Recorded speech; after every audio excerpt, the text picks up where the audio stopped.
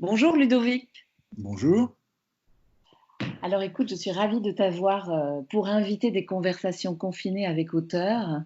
Et je dois avouer qu'avant de te lire, j'ai d'abord été captivée par ta voix de conteur parce que j'ai trouvé un endroit sur ton Facebook où tu lisais le premier chapitre de ton nouveau roman qui s'intitule Nostra Requiem et paru, je crois, en février chez Serge Safran. Il est paru le 7 février, la veille de mon anniversaire, Ah, super, quel beau cadeau. n'est-ce pas? Avant d'en parler, j'aimerais te présenter aux auditeurs. Tu es né à Paris en 1963, tu es père de famille et amoureux.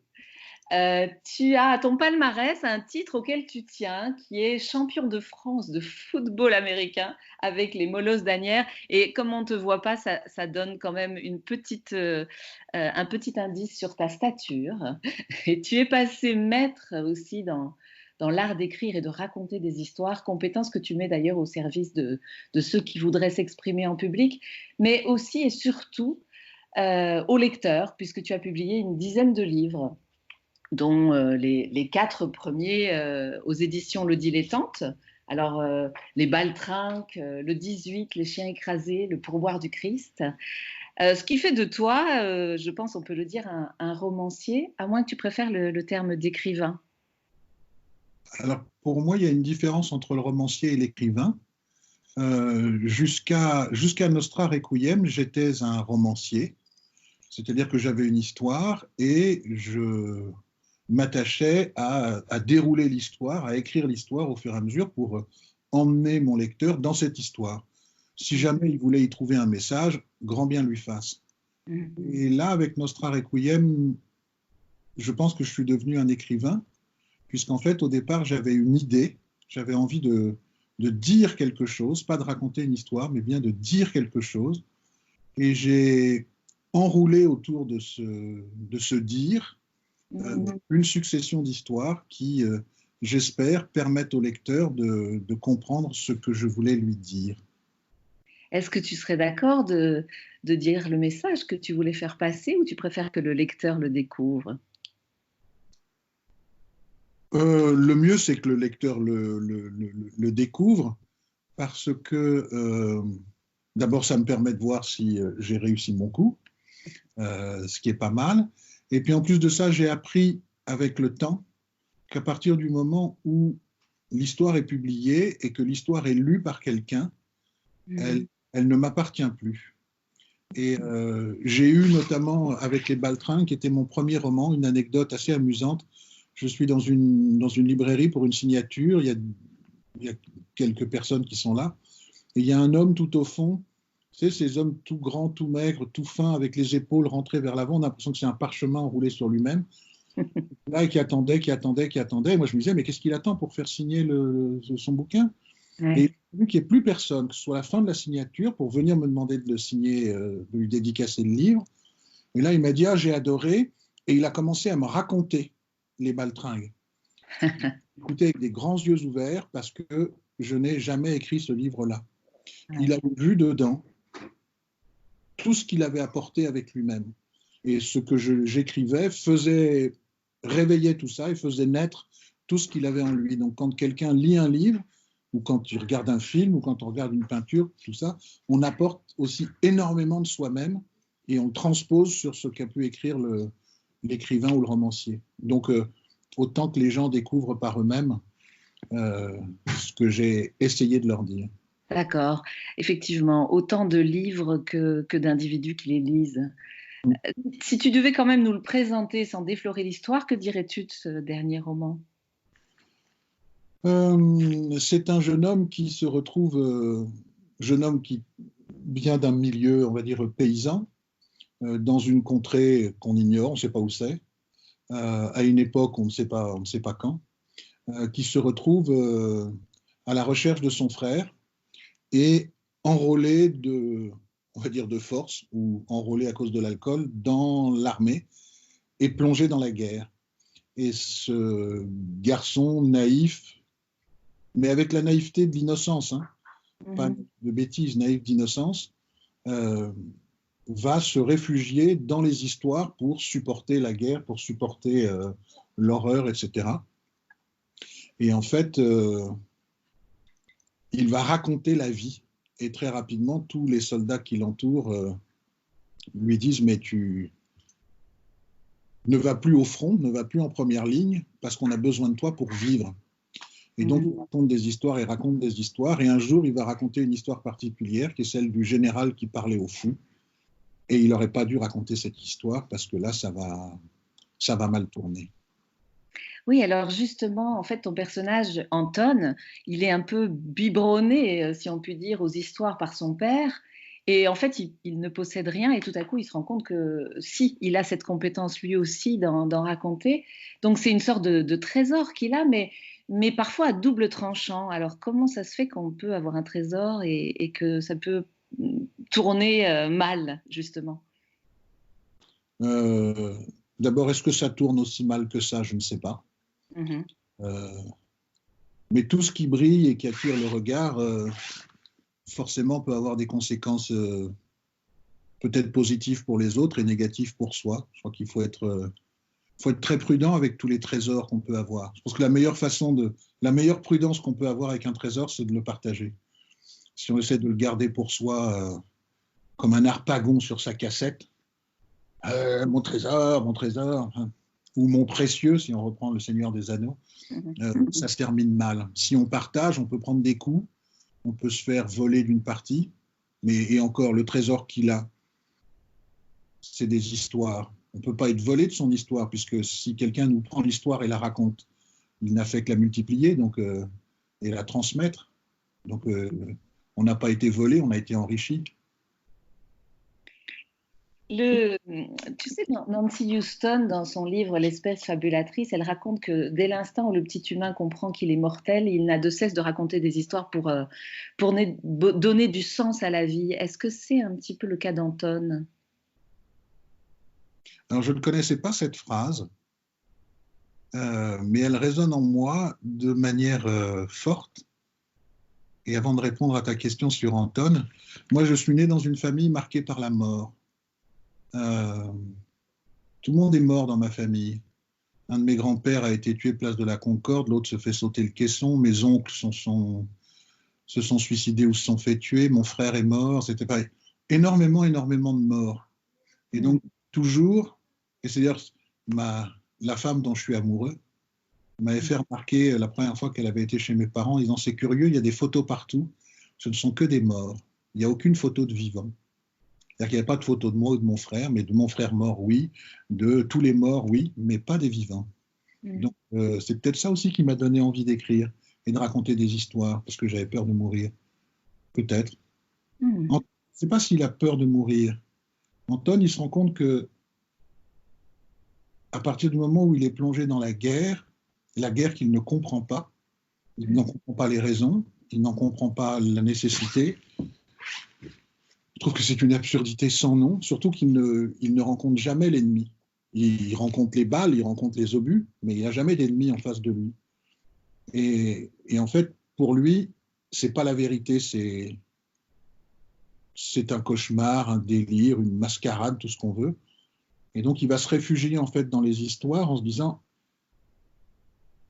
et il va en prendre conscience plus exactement progressivement que ce sont les histoires qui font sa réalité et tous les gens qui l'écoutent lui disent, ce sont tes histoires qui représentent le monde et la réalité. Donc, raconte-nous des histoires, ça nous permet de continuer à vivre comme des êtres humains. Donc en fait, le personnage d'Anton est finalement se fabrique sa propre réalité. Oui, mais on se la fabrique toujours, hein, sa propre réalité. Oui, tout à fait. Et ça ne t'est jamais arrivé d'avoir un souvenir très précis de quelque chose qui s'est passé il y a 10 ans, 15 ans, 20 ans. Et puis un jour, tu te retrouves sur le lieu de ton souvenir, tu rencontres des personnes qui ont vécu le même souvenir, vous en parlez et vous vous rendez compte que vous n'avez pas vécu la même chose.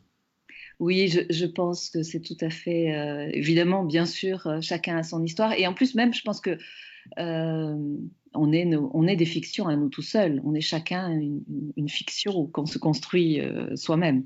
Tu as raison. Mm. Euh, J'avais justement envie de te demander comment on construit une histoire quand on a envie de faire passer un message, alors que d'habitude, c'était l'histoire qui te guidait. Concrètement, comment ça se passe, l'écriture d'un livre comme ça? C'est du travail. C'est uniquement du travail. Après, j'ai mis longtemps à découvrir que j'avais une force ou un talent, je ne sais pas comment on peut appeler ça, c'est une grande imagination. Mmh. Et j'ai d'ailleurs toujours été surpris de voir des gens qui n'en avaient pas. Mmh. Moi, on me donne 3 mots, on me montre... Il y a une anecdote, si je peux me permettre, qui me plaît beaucoup, parce que pour moi, elle résume tout. C'est Fritz Lang, alors qu'il travaille encore en Allemagne. Ses producteurs sont désespérés parce que Fritz Lang fait des films merveilleux, mais il explose tous les budgets. Alors ils lui disent, on va t'envoyer à Hollywood, et là, tu vas voir, tu vas apprendre à gérer un budget.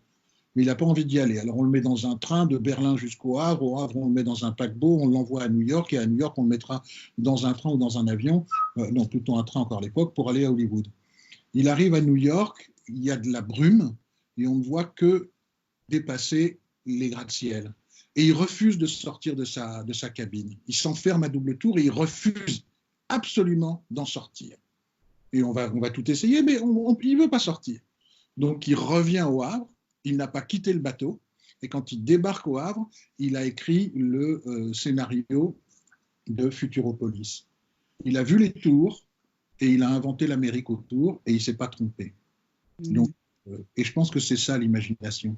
C'est avec une toute petite chose, hop, arriver à créer une histoire autour. Et donc après, là j'avais mon idée et j'ai mis en marche mon imagination et je l'ai travaillé, parce qu'après il y a l'écriture, hein, il faut travailler, pour donner corps à pour donner une forme des formes successives à l'idée que je voulais transmettre, aux idées que je voulais transmettre, pour qu'à la fin, ça donne quelque chose. Mais ça oblige aussi, je le dis souvent, l'écriture, c'est l'art de l'abandon. C'est-à-dire qu'on écrit, je ne sais pas, 130 ou 140 feuillets, dans mon cas, pour un roman, parce que j'écris toujours des romans qui sont peut-être assez courts, mais c'est 140 feuillets qui forment l'histoire, mais j'ai dû en écrire 250 ou 300, et donc pratiquement la moitié que j'ai foutu à la poubelle. Parce qu'en fait, ça ne correspond pas ça correspond pas à ce que je veux exactement. Même si je peux être très content de ce que j'ai écrit, mais ça n'a rien à faire dans l'histoire. Donc c'est l'imagination, du travail, de l'abandon. D'accord. Et concrètement, tu te mets en écriture tous les jours? Comment tu fonctionnes? Alors en fait,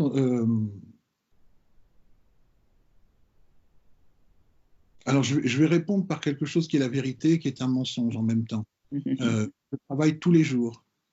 C'est-à-dire, même si je n'écris pas, je réfléchis en permanence et j'ai en permanence dans mon esprit l'histoire sur laquelle je suis en train de travailler. Tout le temps, tout le temps, tout le temps, tout le temps. Et il peut très bien m'arriver... Là, je suis en train de travailler sur un roman et en fait, depuis le début du confinement, je n'ai pas écrit une ligne. Mais je n'arrête pas d'y penser. Ouais. Et je l'écris dans ma tête, j'y pense, je le construis, je le déconstruis, je le remets en place. Ouais. Et en fait, pour les uns et pour les autres, j'en fous pas une, mais en fait, je travaille. Je comprends. D'ailleurs, est-ce que tes personnages peuvent t'aider? Là, tu as 3 beaux personnages, 2 Anton d'ailleurs, père et fils. Est-ce qu'ils étaient là au départ tous les 3? Est-ce qu'ils t'aident à écrire ce livre?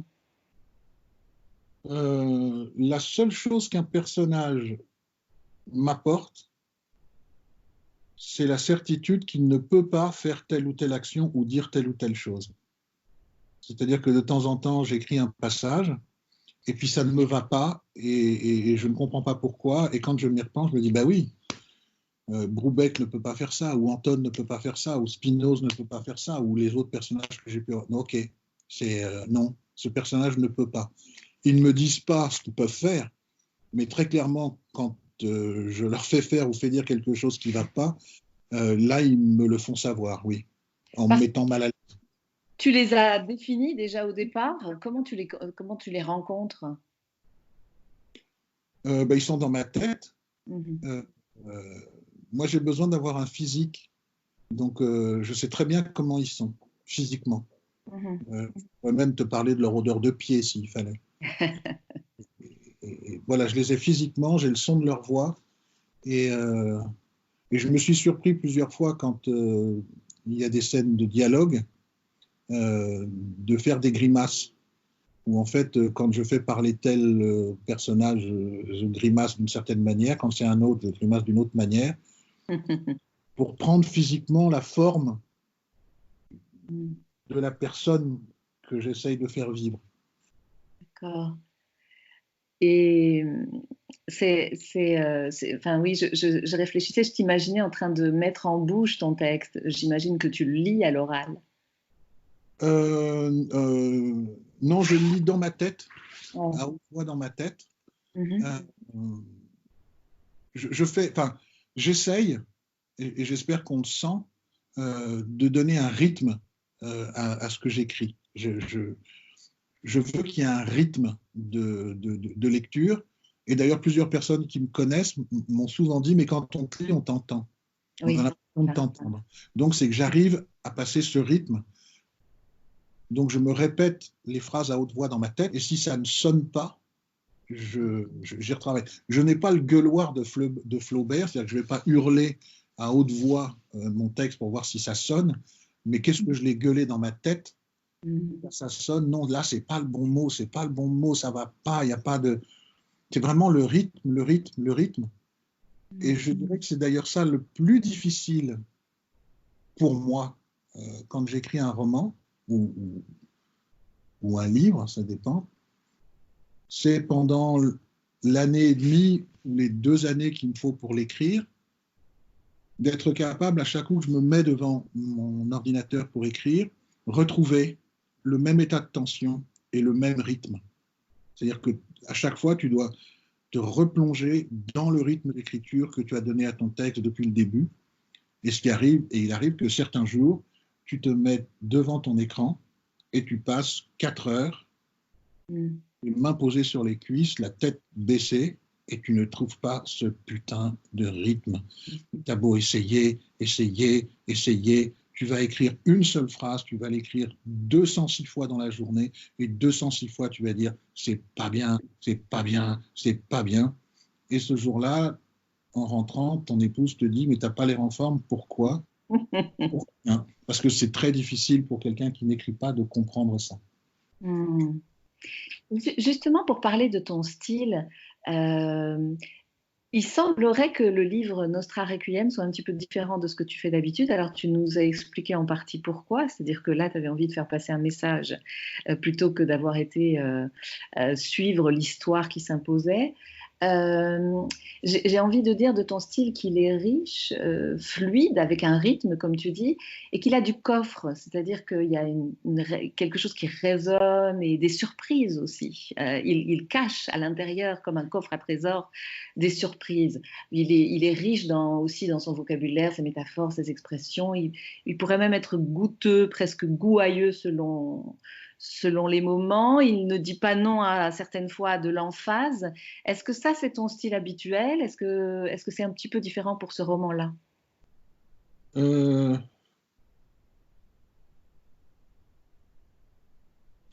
non, fondamentalement, dans le fond, c'est toujours le même. J'essaye d'écrire de manière brève, incisive, de faire naître des images. Euh, J'essaie que le son des mots utilisés porte à chaque fois cette envie d'image.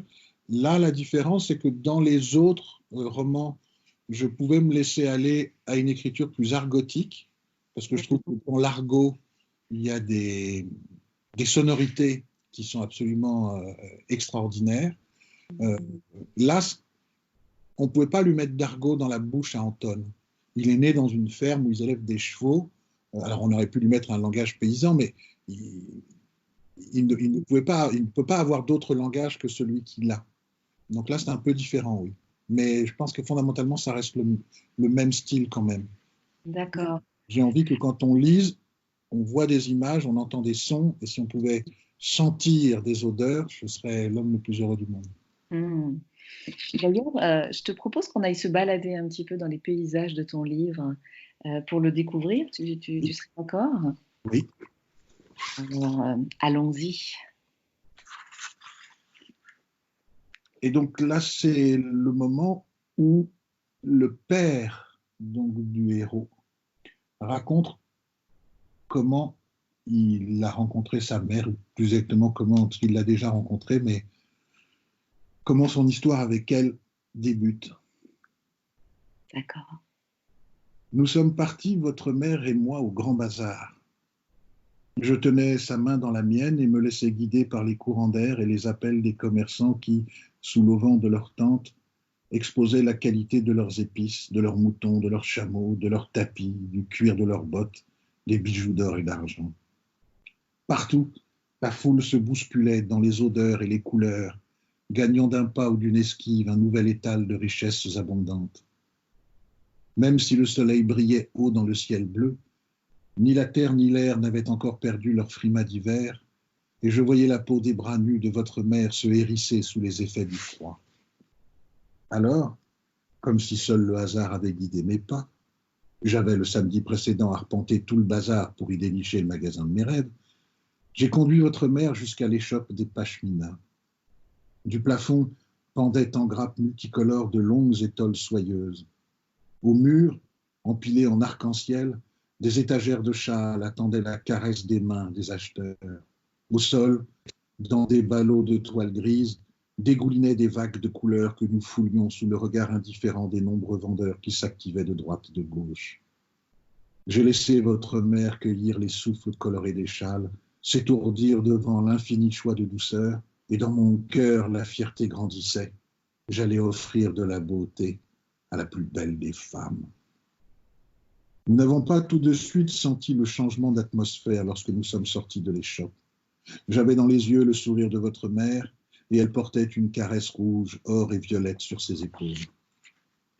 Au bout de quelques pas, le grondement du monde qui nous entourait s'est fait entendre.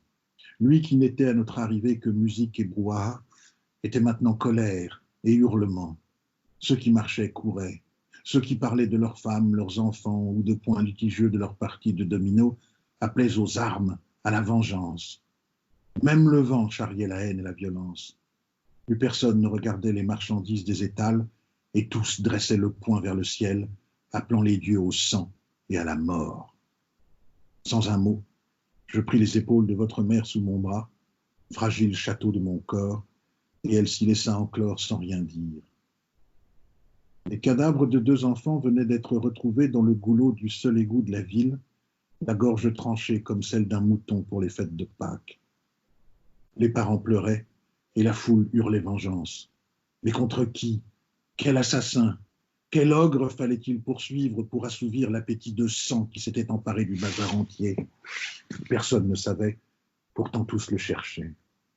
Un cri surgi de la nuit des temps s'est fait entendre. Mort aux Juifs! Mort aux meurtriers d'enfants! Mort aux Juifs! Que pouvions-nous faire, frêles et innocents enfants amoureux, si ce n'est suivre la course de la foule qui dévalait les rues de la ville en cascade furieuse vers les bas quartiers où nous habitions? Mort aux Juifs! Mort aux Juifs! À ces cris, toutes les fenêtres s'ouvrirent grandes pour porter loin et fort l'appel au meurtre. Et de toutes les portes qui claquaient, jaillirent les bourreaux honnêtes et droits en quête de jugement et de peine. Une marée hurlante et fauve, bave aux lèvres et poings serrés, roulait en colère vers la vengeance. Nous ne servions rien des haines éternelles et des victimes expiatoires. Nous flottions avec les autres dans cette colère lancée sur la ville. Et la vague s'est abattue sur le quartier de nos existences. J'ai vu les vitrines exploser, les portes fracassées, et les hommes, les femmes, les enfants et les vieux engloutis par la foule et le sang de leurs larmes recouvrir jusqu'aux yeux des quelques justes qui, comme nous, tentaient de ne pas mourir noyés de haine. Combien de temps le drame et la fureur ont-ils ravagé les ruelles boueuses et les ateliers? Combien de vies par les fenêtres expulsées ont-elles fini sous les pas déchaînés de la foule? Je ne sais pas. Il n'y avait plus de temps, sauf la haine, puis le reflux, le calme. L'hommage aux enfants assassinés enfin rendu, groggy de mort et de douleur distribuée. Les hommes et les femmes en colère ont ouvert à nouveau leurs mains et leurs sourires au devoir accompli, et la foule, au pas lent et calme des pénitents soulagés, a regagné le rivage de la haute ville. Et nous, épaule contre épaule, enveloppés de terreur et déflorés par l'horreur, nous regardions fumer les restes de nos vies. Nous avons cherché, sans les retrouver, les traces des parents de votre mère, découvert les restes détruits de l'atelier de M. Pancheviak, et, sans un mot, nous avons quitté la ville et sommes arrivés ici. Avec l'argent du coffre rescapé du mur du fond de l'atelier, nous avons acheté cette ferme et nos premiers chevaux. Je me souviens d'avoir demandé une fois à la fin de l'histoire, « Papa, qu'est-ce que c'est un juif ?» Mon père a longuement réfléchi avant de me répondre, « C'est un coupable, je crois. » Merci. Il y avait un deuxième passage que je te proposerais de lire avant que j'intervienne avec une question. Il vient de signer involontairement parce qu'il avait bu et s'est réveillé dans une carriole avec d'autres militaires et là, il rencontre quelqu'un à qui il demande « Et toi, tu as été engagé ?» « Moi ? Non, j'ai signé à cause de mes lunettes. »« Tu t'es engagé parce que tu portes des lunettes ?» Ben, tant que je n'en portais pas, je n'avais aucun problème. Je vivais dans un joli meublé et travaillais comme typographe dans une imprimerie où je n'avais que des amis. Et puis un jour, mes yeux ont commencé à vivre une vie qui n'était pas la mienne. Ils peinaient à voir les lettres qui se trouvaient sous leur nez, alors qu'ils étaient capables de voir un merle dans les hautes branches. Et qu'en avais-je à faire d'avoir une vue d'aigle? Un typographe ne travaille pas le nez en l'air. C'est de près qu'il doit tout voir. Alors je suis allé acheter une paire de lunettes. Au début, c'était merveilleux. Tout était redevenu comme avant. Je voyais les lettres avec mes lunettes et les merles lorsque je les retirais. Alors pourquoi étais-tu engagé? Parce que les autres ont commencé à me voir différemment. Je ne comprends pas. Moi non plus, je n'ai pas compris. Je pensais que les lunettes permettaient simplement de mieux voir, mais c'est faux. Les lunettes permettent aux autres de regarder en toi. Elles marchent dans les deux sens, tu comprends? Toi, tu vois mieux, et les autres, ils te voient brouiller. Avant, j'étais un bon typographe, un bon locataire, un bon gars, quoi. Et le lendemain, j'étais devenu un juif. Un juif? Oui, un juif. Tu sais ce que c'est un juif? C'est un coupable. Ah, moi je croyais que c'était un intellectuel. Qu'est-ce que c'est un intellectuel? C'est quelqu'un qui porte des lunettes. Dès que tu en as, les autres voient ton intelligence et te la reprochent. Ne me demande pas pourquoi, parce que je ne le sais pas. Mais c'est ainsi. Du jour au lendemain, on m'a demandé des choses. Que ferais-tu avec cet argent? Que dois-je répondre à ce courrier de l'administration? Va parler avec le chef, toi qui es si malin. Mais j'étais pas devenu malin, moi. Je savais pas quoi répondre, quoi dire, quoi faire. Alors on m'a traité d'égoïste. Tous les juifs sont égoïstes, qu'on me disait, toi comme les autres. Et moi, je ne comprenais rien. Je ne suis pas juif, que je leur répondais. T'as des lunettes, t'es un intellectuel, t'es un juif. Même ma logeuse s'y est mise. Elle m'a expliqué que je devais partir parce que les locataires se plaignaient. Ils ne voulaient pas d'un juif dans la maison. Et pourquoi n'as-tu pas retiré tes lunettes? J'aurais perdu mon travail. Et sans salaire, comment payer mon logement? J'étais coincé, mon gars. Avec mes lunettes, j'étais un juif dont personne ne voulait. Sans, je devenais un infirme sans travail. Tu aurais pu changer de ville. Mes anciens camarades me l'ont proposé. Va dans une ville où il y a un ghetto juif, Spinoz, et tu pourras vivre ta vie tranquillement. Mais j'ai refusé. Pourquoi? Je sais ce que l'on fait au ghetto quand les choses vont mal. Je crois que tu as raison. Mon père m'a raconté une histoire qui parle de cela. Alors je me suis engagé, parce qu'à l'armée, on se fout de mes lunettes. Tu vois, mon gars, je m'appelle Anton.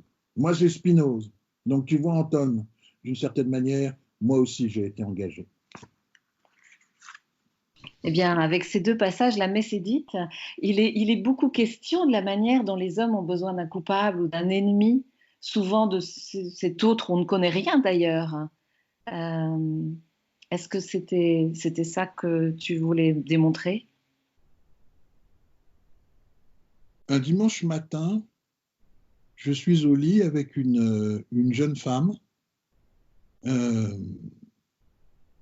Il fait beau, on a passé une nuit merveilleuse, tout est bien.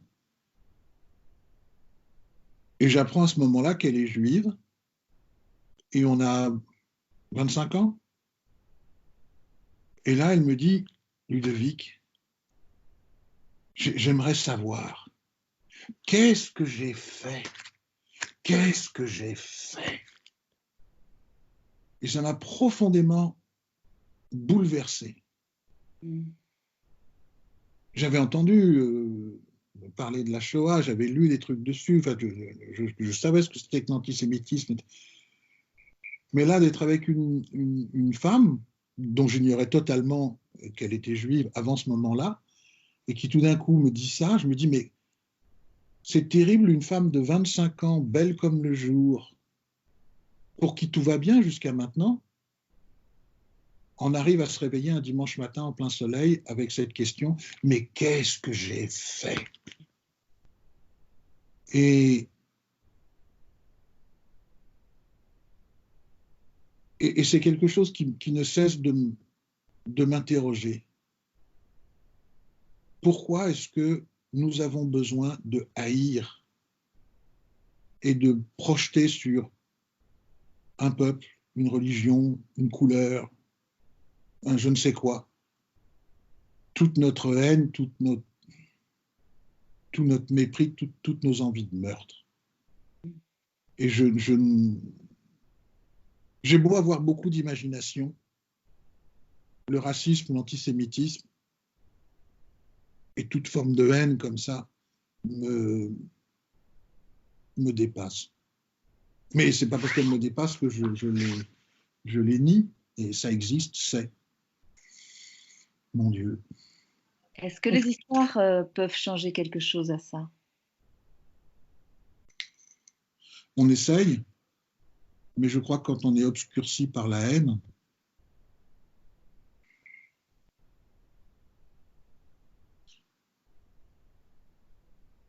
si les histoires permettent de penser, alors ça peut faire quelque chose. Si les histoires ne servent qu'à distraire, alors ça ne sert à rien. C'est Hannah Arendt qui disait que le mal se niche dans l'absence de pensée. Est-ce qu'Anton, c'est ce qu'il essaye de faire réfléchir ou juste de donner de la vie, comme tu disais au début? Anton, il essaie de sauver sa peau. Anton, raconter des histoires, c'est le seul moyen qu'il a trouvé pour continuer à vivre sans sombrer dans la folie. Et son frère, lui, qui n'a pas raconté d'histoire, sombre dans la folie. Et Anton, c'est pas Anton qui trouve la morale de ces histoires, c'est les autres. Justement, est-ce que tu es d'accord, toi, l'auteur, avec la morale que tire Spinoz de l'histoire du mangeur de pierre? Mais peut-être pour ça, il faut d'abord qu'on raconte l'histoire. Le mangeur de pierre, oui. C'est page 117. Ouais.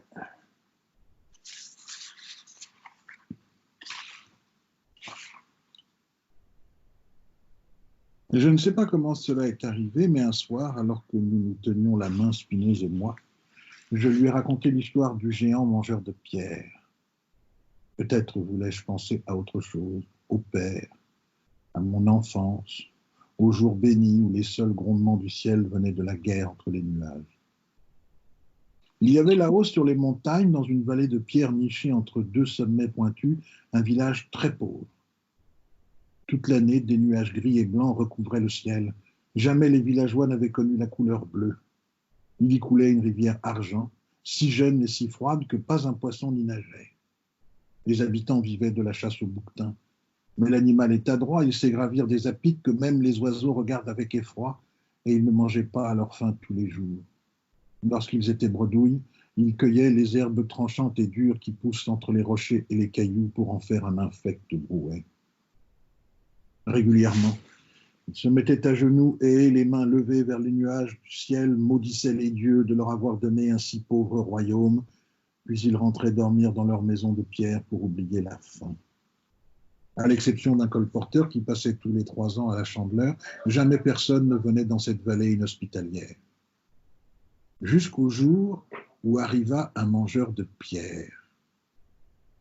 Sans doute avait-il été envoyé par les dieux, car jamais personne n'avait entendu parler d'une telle créature. Il était grand comme un géant et doux comme un agneau, avec d'énormes bras, des jambes comme des barriques, une tête comme un rocher de 1000 livres et de bonnes grosses mains avec le bout des doigts carrés. Sa peau semblait de silex et ses yeux petits et ronds étaient noirs comme de l'obsidienne. Il arriva par le haut de la montagne de l'Est, marchant lourdement, lentement, et s'arrêta avant le petit pont qui enjambait la rivière d'argent. Là, il s'assit et se mit à ramasser des galets qu'il porta à sa bouche. Il les mangea comme on croque les amandes d'un jour de baptême. C'est à ce bruit que les habitants sortirent de leur maison et le virent pour la première fois. D'abord, ils s'armèrent, car on a toujours peur de ce que l'on ne connaît pas. Puis ils attendirent avant de décider ce qu'ils allaient faire. Le mangeur de pierre croqua un dernier galet, rota, pencha sa tête vers l'eau et but à grandes goulées. Il se retourna et attrapa à deux mains un autre rocher qu'il souleva comme un fétu de paille et se mit à le dévorer à pleines dents. Il faisait du bruit, mangeait salement et projetait plein d'éclats et de poussière autour de lui, mais ne semblait pas dangereux. Aussi les villageois rangèrent-ils leurs armes et retournèrent à leurs occupations. Toute la journée, sans changer de place, le mangeur de pierre dévora des rochers, des cailloux, des graviers, ne s'arrêtant que pour boire de grandes lampées d'eau fraîche. Au coucher du soleil, il lapait le sol vide de cailloux. Le lendemain matin, lorsqu'ils sortirent de chez eux, les villageois constatèrent que le mangeur de pierre avait changé de place et se trouvait 20 mètres plus loin, assis à dévorer des roches humides de rosée. L'endroit qu'il avait quitté était vide de pierre, et sur un cercle du diamètre de ses bras, on voyait apparaître une bonne terre grasse.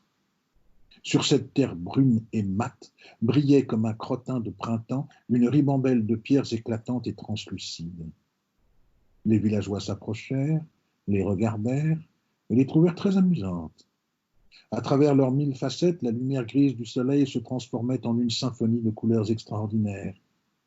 Comme ils étaient très pauvres, que les pierres ne servaient à rien, ils ne comprirent pas que c'étaient des diamants et les laissèrent aux enfants.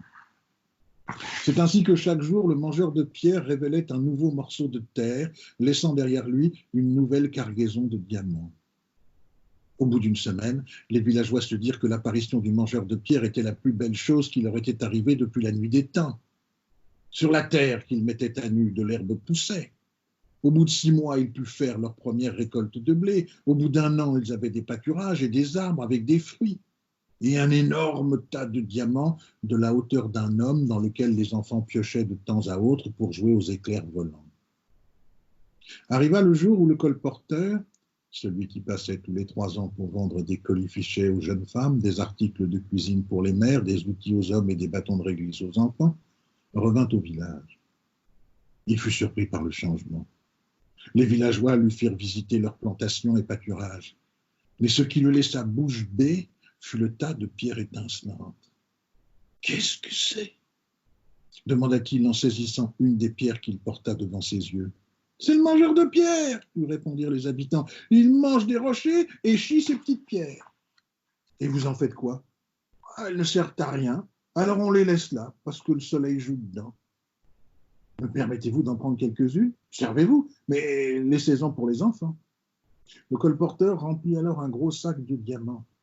Après avoir vendu quelques bricoles, il repartit, non sans avoir promis aux villageois de revenir très vite.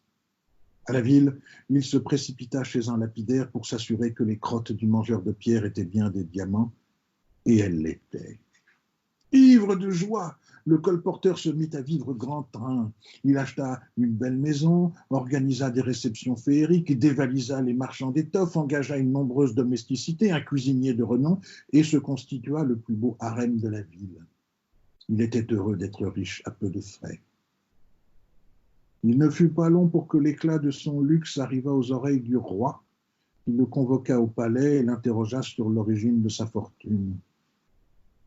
Le colporteur commença par biaiser, puis mentir, et finalement, après s'être vu menacé de la question, avoua toute l'histoire. Le lendemain, un régiment de la garde royale, sous le commandement du conseiller le plus proche et le plus sûr du roi, prit la route vers le petit village perdu en haut des montagnes.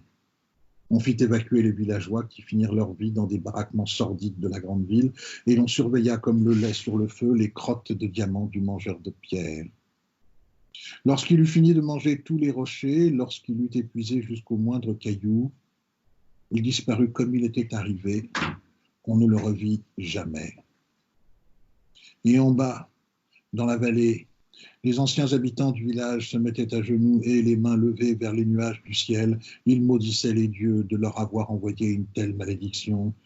Puis ils rentraient dormir dans leur maison misérable de la périphérie de la grande capitale du royaume pour oublier la faim. Lorsque j'eus fini mon histoire, je fus étonné de voir autant de visages autour du feu.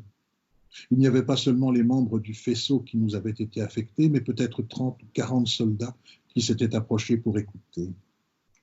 Au milieu de tous ces visages tendus vers moi, je vis celui du sergent Kraken. Il avait comme les autres la bouche entr'ouverte et les yeux perdus dans la montagne et les pierres. Doucement, sans crier, il nous invita à nous coucher. Nous avons une longue journée demain. La guerre n'est pas finie.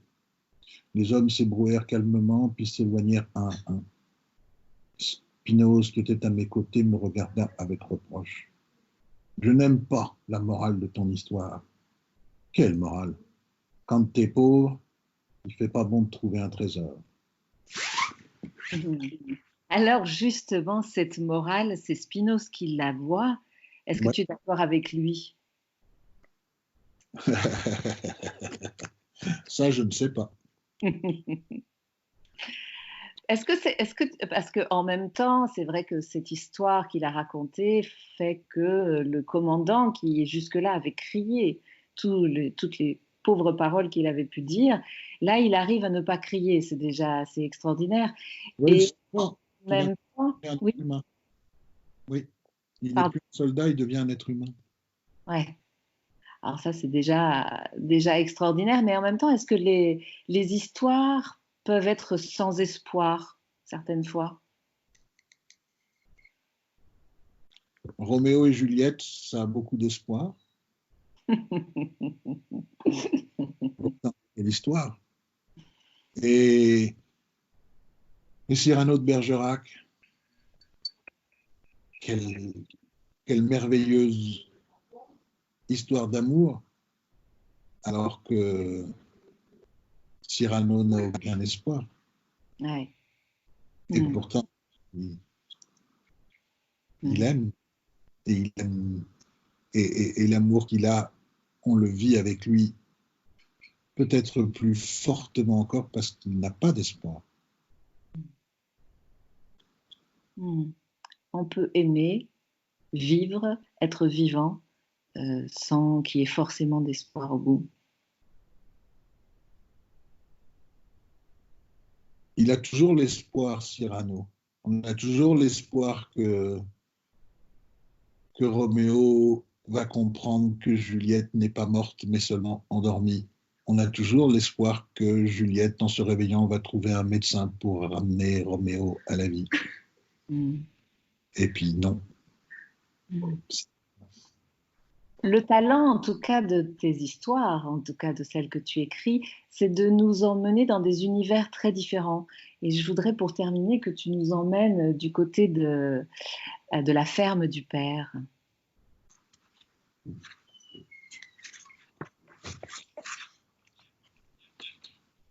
C'est en me retournant que je l'ai vu arriver. Sur toute la largeur de l'horizon, entre le vert presque jaune des hautes herbes de la plaine et le bleu immense du ciel, une épaisse, obscure et profonde bande violette s'enflait. Le père et Roubec s'arrêtèrent à mes côtés, hésitant entre la beauté et l'obscurité qui se conjuguait devant nos yeux. Nous restions silencieux. Finalement, le père rompit notre contemplation. Il devrait être là dans 2 ou 3 heures. Qu'est-ce qu'on fait? Demanda Brubeck. On rentre. On ne fera rien de bon sous la pluie. Nous avons chargé nos outils dans la carriole et pris le chemin de la ferme. Douce mère, la jument attelée, dressait les oreilles et jetait successivement ses regards vers l'horizon et la silhouette du père qui marchait à ses côtés. Silencieusement, elle cherchait dans les gestes de son maître à comprendre s'il fallait continuer au pas lent et sûr de ses fortes jambes ou accélérer pour éviter l'orage qui bouillait à l'horizon. Chaque pas voyait le violet sombre gagner en largeur et en puissance sur le ciel. Les premières risées, comme des courants d'argent, frémissaient déjà sur les têtes courbées des hautes herbes. Il nous restait encore un quart d'heure de marche avant d'arriver lorsque nous vîmes le premier éclair. Il a déchiré le ciel, violentant l'horizon de pourpre avant de fendre la terre dans une explosion de tonnerre. Dans la seconde, le vent qui courait depuis des heures nous a rejoints et a fait claquer nos vêtements et le filet de cuir de douce mer. Toute la chaleur du jour s'est évaporée sous le choc et de grosses gouttes éparses et lourdes ont commencé à rebondir sur nos épaules. Douce mer a pris le trot et nous avons suivi son train sans rien dire. 1 minute plus tard, une trompe d'eau est tombée du ciel, brisant net notre allure. Tout s'est brouillé devant nous, comme si l'eau, le vent et le bruit effaçaient les contours du monde pour nous perdre.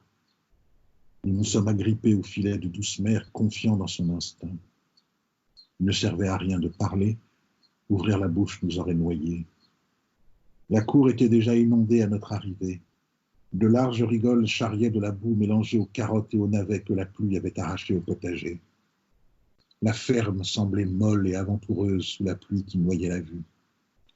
Mon père m'a frappé l'épaule et s'est penché vers mon oreille. « Laisse la carriole dehors et rentrons. On prend douce mer avec nous. » Puis il s'est éloigné. Je l'ai vu disparaître avec Broubec à ses côtés. Ils allaient chercher les quelques chevaux retenus au box pour les rentrer dans la grande salle de la ferme. J'ai libéré douce mer et les conduits jusqu'à la porte haute.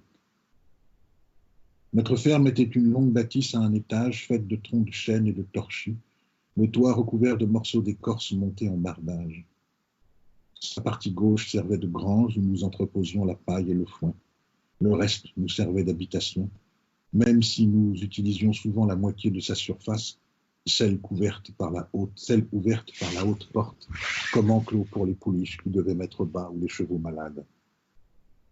Nous disposions néanmoins d'un vaste espace, légèrement surélevé par un parquet de planches de chêne, avec une cheminée en son centre, qui faisait office de salle à manger et de cuisine.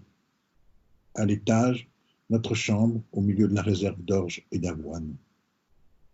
Le dénuement de notre intérieur ne le rendait pas pauvre pour autant. Il n'était qu'un toit et des murs pour abriter notre sommeil, rien de plus. Pour la beauté et le confort, nous avions l'espace au dehors. Et l'hiver, pour supporter le givre et le gel, nous passions plus de temps dans l'enclos des chevaux que dans nos chambres. Je finissais de bouchonner douce mer lorsque Broubec et le père sont arrivés avec les 3 autres pouliches. Il y a un trou à la toiture de l'écurie, mais père n'a pas voulu que je le répare. Tu ne monteras pas sur le toit sous l'orage, tu pourrais glisser, et je ne veux pas devoir me mouiller pour ramasser tes morceaux.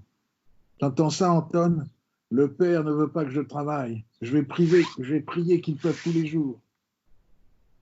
Plusieurs heures plus tard, l'orage n'avait toujours pas faibli et nous commencions à nous inquiéter pour les chevaux dans les pâturages. Dehors, les trompes d'eau obscurcissaient le jour au point qu'il nous était impossible de déterminer l'heure. Sous la grande porte, la flaque qui s'était formée devenait une masse et les 3 chevaux serrés contre douce mer avaient de l'eau au-dessus des sabots. Le père ne quittait pas la fenêtre. Debout, les mains dans le dos, il observait le déluge en silence. Je me suis approché de lui. J'ai une drôle d'impression, le père. Je t'écoute. C'est comme si quelqu'un avait brisé la coque du ciel et que toute l'eau qu'il contient lui tombait dessus. Mon père leva son regard vers le ciel noir. Il devrait être vide depuis longtemps, à croire que l'océan lui vient en aide. Nous n'avons pas dîné ce soir-là. Nous avons écouté l'eau tomber jusqu'à ce que le sommeil nous surprenne. J'ai été éveillé par le grondement sourd du tonnerre qui s'enfuit. Il pleuvait toujours, mais sans la force ni la conviction de la veille. Ne tombaient plus que des gouttes trop paresseuses pour suivre l'orage. Au ciel s'entrouvraient quelques brèches lumineuses et les rayons du soleil faisaient monter du sol inondé de délicats filets de brume. Le père était toujours debout devant la fenêtre. Dehors, à perte de vue, une désolation aquatique. J'ai regardé l'enclos de la haute porte. Les 4 bêtes avaient les jambes couvertes de boue et la robe trempée, mais il n'y avait plus d'eau, juste une épaisse gadoue. Il y a du thé et du catcha, m'a dit le père. Merci. Réveille ton frère, laissons-le dormir. Nous ne pourrons rien entreprendre ce matin. Il faut décider ce que nous allons faire. Et il a son mot à dire, réveille-le. Brubeck dormait à même le sol près de la cheminée. Il a ouvert un œil avant même que je lui pose la main sur l'épaule. Il pleut encore? Un peu, mais c'est la fin. Il s'est levé pour rejoindre le père à la fenêtre. Tu avais déjà vu un orage comme celui-là, le père? Non. À cet instant-là, la pluie a cessé, le vent s'est levé. On voyait l'eau au sol se rider sous les rafales. Si le vent se maintient, ça pourrait accélérer le recul de l'eau, a-t-il dit. Ouais, lui a répondu Brubeck. Le père avait mis le couvert, 4 assiettes, comme toujours. La sienne en bout de table, la mienne à sa gauche, celle de maman à sa droite, puis plus à droite encore, celle de Brubeck. Je n'avais aucun souvenir de maman. Elle était morte 2 ans après ma naissance en mettant Brubeck au monde. Mais j'ai toujours vu son couvert à table. Je ne sais pas si le père avait imposé cette disposition au souvenir de l'amour qu'il avait eu pour sa femme, ou s'il espérait ainsi nous construire le souvenir d'une mère. Cela faisait bien longtemps que ni Brubeck ni moi ne l'interrogions plus à ce sujet. Nous élevions des chevaux, 100 répartis en 6 troupeaux, que nous vendions au fort de Bardaoul à 3 jours de marche de chez nous. Lors de mes premiers voyages, j'avais 5 ans. Le fort, clôturé d'une palissade de grands troncs de bois d'à peu près 12 pieds de haut, était entouré de quelques tentes dans lesquelles vivaient des femmes de mauvaise vie et des hommes en déshérence. Puis venait une première cabane de bois, un débit de boissons qui vendait de l'alcool de patate. Avec les années, arrivèrent plusieurs autres cabanes. Une sorte de rue boueuse se créa pour gagner la grande porte du fort. Aujourd'hui, 10 ans plus tard, il y a de nombreux débits de boissons, plusieurs commerces, une église et une centaine de maisons. Les tentes des hommes ont été repoussées en périphérie de ce début de file. Les femmes de mauvaise vie, elles, ont élu domicile dans les débits de boissons. Nous nous rendions au fort un mois après la mise bas des poulains et retrouver M. Peck, l'intendant militaire, pour négocier avec lui le prix et la quantité des bêtes à livrer. L'intendant Peck était un homme de belle taille, mince, sec, avec une petite moustache et de grands livres de comptes alignés sur toute la longueur des murs de son bureau. Il recevait père assis devant un grand livre contenant toute l'histoire de nos livraisons. Il lui offrait toujours un siège et un thé. S'il ne l'avait jamais traité en ami, il avait toujours fait preuve d'une grande courtoisie. C'était un honnête homme, mais il discutait les prix avec un acharnement qui plaisait à mon père. Voilà un fonctionnaire qui n'est pas généreux avec l'argent des autres, avait-il l'habitude de dire. Après une âpre discussion pour conclure l'affaire, il se crachait dans la main avant de se la serrer. Nous passions alors une soirée au fort et repartions au soleil levant. À notre retour, nous avions 10 jours pour regrouper les chevaux âgés de 3 à 5 ans avant que les hommes de l'intendant Peck ne viennent les chercher. À la fin de l'hiver, nous retournions au camp militaire pour le règlement. L'intendant Peck ne voulait payer ni en avance, ni au comptant. Je paye après le débourrage, pour être sûr que la qualité y est. Une fois, une seule, nous dûmes ramener une jument que l'intendant Peck jugeait impropre au travail militaire. Il s'agissait de Douce-Mère. « C'est pas une mauvaise bête, » nous expliqua-t-il. « Elle a trop de cœur et pas assez de souffle. Sur un champ de bataille, elle refuserait de charger. Je ne vous la paierai donc pas. » Le père n'avait pas discuté. Brubeck adorait se rendre au fort, pas pour la négociation avec l'intendant, non. Il nous laissait cette tâche et partait déambuler le long de la grande rue poussiéreuse en été, craquante ou boueuse en hiver. Il aimait se perdre dans la foule qui se bousculait sous les maigres auvents les jours de pluie, le bruit permanent des tavernes et les lumières des fenêtres qui lançaient dans l'obscurité des ombres jaunes. Il se tenait des heures à la fenêtre des tavernes à regarder les hommes serrer les femmes sur leur poitrine et danser au son d'un accordéon. Il n'osait pas encore y entrer, sans doute plus par peur de la réaction du père que par une appréhension à se plonger dans un tourbillon dont il ne maîtrisait pas les règles. Sur le chemin du retour, allongé dans notre carriole pleine de sucre, de sel et des ustensiles que nous avions achetés, Il restait silencieux, perdu dans ses rêves. Je voyais bien qu'il regrettait déjà la ville. Moi, je rentrais heureux, car tout ce qu'il avait aimé dans l'air immobile de ces maisons de bois, je le détestais. Quelques jours après l'orage, après avoir nettoyé son bol avec une tranche de pain bis, le père pointa son doigt vers Broudec. « Tu vas aller voir l'intendant Peck. Anton et moi, nous allons rester ici pour regrouper les bêtes. Avec cet orage, il doit y avoir du dégât chez les poulains. » Broudec leva la tête avec un sourire qui m'illumina de tristesse. J'y ai vu en une seconde toutes les raisons qui allaient un jour l'amener à quitter la ferme, nos terres et les chevaux. Merci Ludovic, malgré le son qui est un son particulier au confinement. et on te suit avec grand plaisir sur ces terres de Broubec et d'Anton. J'aime bien cet extrait parce qu'on est vraiment dans l'atmosphère, et aussi pour ce qu'il dit des deux frères et du rapport entre les deux frères. Et c'est étonnant comment deux personnes qui ont vécu la même chose et sont élevées de la même manière vont tourner très différemment. On le voit dans toutes les familles. On peut avoir des frères et des sœurs extrêmement différents. Pourtant, ils ont eu les mêmes parents, la même famille. Mais je crois qu'on ne dit pas les choses de la même manière. Vraiment. C'est ça qui fait les différences. Ce n'est pas l'extérieur qui nous transforme, mais c'est notre manière intérieure de vivre ce qui nous arrive. J'ai envie de... On peut voir un drame terrible, un autre va juste voir un événement sans importance ou même drôle ou autre chose. Ouais. Pour terminer, j'ai envie de dire que dans ce livre en particulier, la vie est remplie d'épreuves, d'obstacles. Donc, ils sont vraiment courants, que ce soit les éléments, comme on le voit avec cet orage, les guerres, le vent qui tourne. Et est-ce qu'on pourrait dire que les histoires sont comme une sorte de boussole qui permet de retrouver la lumière? Est-ce que tu serais d'accord avec ça? Oui, parce que les histoires ont une fin.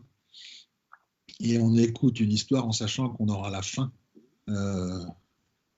L'existence que l'on mène, même si on imagine à tort ou à raison que la fin c'est la mort, on ne sait jamais quand elle va arriver, on sait jamais que...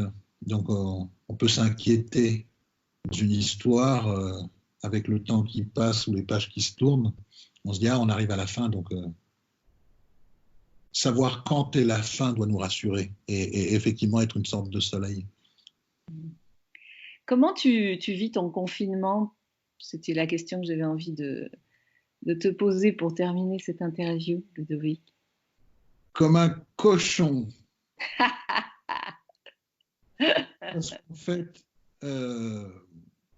j'ai la chance d'avoir une maison à la campagne, complètement isolée. Et 2 ou 3 jours avant le confinement, j'ai appris que les écoles seraient fermées. Et comme j'ai des enfants qui sont encore jeunes, je me suis dit, il est hors de question que je les garde pendant les 15 jours du confinement, plus les 15 jours de vacances derrière, c'est-à-dire un mois. Enfin non, je ne savais pas qu'il y avait encore le confinement. Les 15 jours où il n'y a pas d'école, puis les 15 jours de vacances, donc c'était un mois. Il est hors de question que je les garde un mois à Paris dans l'appartement. Je vais finir par en tuer un. C'est obligatoire, j'en tuerai un. Ou en l'étranglant, ou en le faisant bouillir, je sais pas, j'en aurais tué un. Et j'adore mes enfants, mais dans un petit espace, pour moi, c'est ingérable. Donc on est parti à la campagne. Mon travail me permet de l'exercer partout.